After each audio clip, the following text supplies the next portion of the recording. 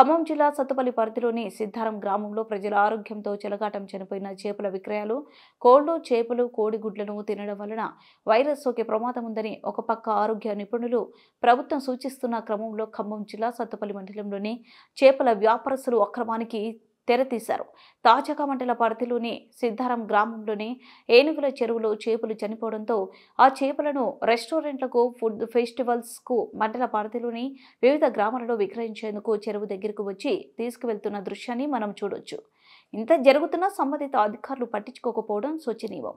ఇప్పటికైనా పంచాయతీ అధికారులు, మున్సిపల్ అధికారులు స్పందించి వ్యాపారులపై, రెస్టారెంట్లపై, ఫుడ్ ఫెస్టివల్ నిర్వాహకులపై చర్యలు తీసుకోవాలని ప్రజలు కోరుతున్నారు.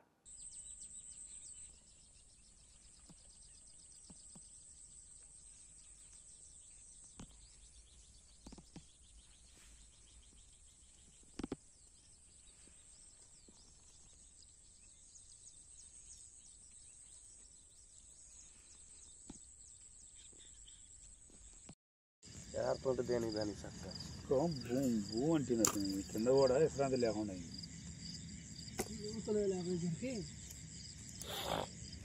దిగ్గలలో మట్టి పట్టింది అంతేగాని చేపట్టలేము.